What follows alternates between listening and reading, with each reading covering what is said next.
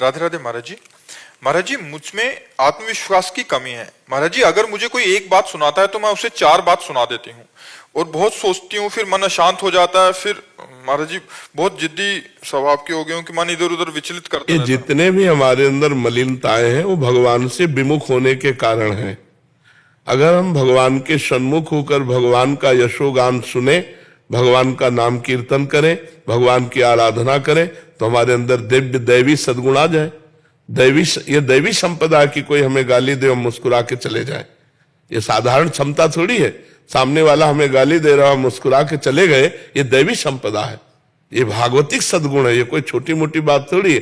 सामने वाले ने गाली दिया, हमने 4 गाली दे दिया है, तो संसारिकता है।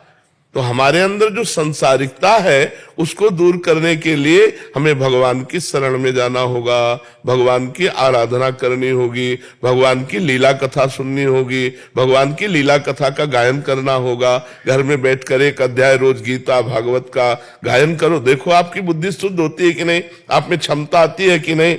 अब देखो टीवी के सीरियल और मनमानी आचरण किए जाए और फिर सोचा जाए कि हम दैवी संपदा धारण करें, तो असंभव है। राधे राधे महाराज जी। महाराज जी, मोह, अहंकार और माया का लालच के कारण बहुत सी गलतियां हुई हैं जीवन में। अब बहुत पछतावा होता है, कैसे अपने आप को इससे मुक्त करूं प्रभु? अगर पछतावा होता है तो मुक्त होने में देर नहीं लगेगी, लेकिन वास्तविक पछतावा हो तब ना। पछतावा हो कि हृदय जल रहा है, अब खाना अच्छा नहीं लगता, पानी अच्छा नहीं लगता, रात दिन एक जलन पैदा हो रही मेरे से ऐसा, तो वही पश्चाताप ही उसको भस्म कर देगा।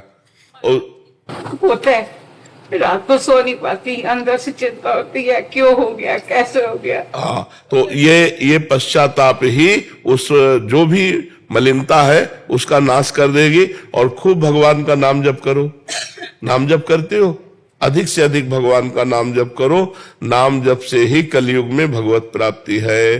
अन्य युगों में अलग अलग भगवत प्राप्ति के साधन थे, जैसे सतयुग में ध्यान, त्रेता में यज्ञ, द्वापर में पूजा, लेकिन कलयुग में केवल हरिनाम, केवल हरिनाम। कलौ नास्तेव नास्तेव नास्तेव गति अन्यथा। भगवान श्री कृष्ण द्वैपायन व्यास देव जी महाराज 3 बार कहते हैं कि बिना हरिनाम के किसी का भी कल्याण नहीं हो सकता, नहीं हो सकता, नहीं हो सकता। हरेर नाम हरेर नाम हरेर नाम केवलम कलौ नास्तेव नास्तेव नास्तेव गति अन्यथा। हर प्रश्न का उत्तर नाम जप है। नाम जप करो, आप देख लो, हर प्रश्न का उत्तर समाधान आपको मिल जाएगा। हर बात का समाधान, हर संकट का समाधान, हर चीज जो चाहिए वो सब नाम कल्पतरु। जप के तो देखो। अब नाम न जप करो, भगवत विमुख होकर गंदे आचरण करो, चाहो सुख तो कैसे प्राप्त हो सकता है। सुख सिंधु भगवान से विमुख होकर किसी को सुख मिला है? इस मलिन माया के भोगों में कहीं सुख है?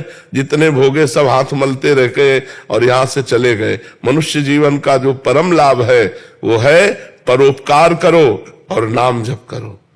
अगर 4 रोटी भगवान ने दिया है तो 1 रोटी अपनी 4 में से निकालो, पशु पक्षियों को बांट दो, भक्त को पवा दो, किसी गाय को दे दो, किसी वैष्णव को दे दो, और अपना पेट पालो। 3 रोटी से पूरे परिवार का ऐसे चला जाता है गृहस्थी में। अगर हमारे पास 4 रोटी है तो 3 में पूरा परिवार पाते हैं, 1 रोटी दूसरे को देते हैं और खूब नाम जप करते हैं, देखो आनंद आ जाए।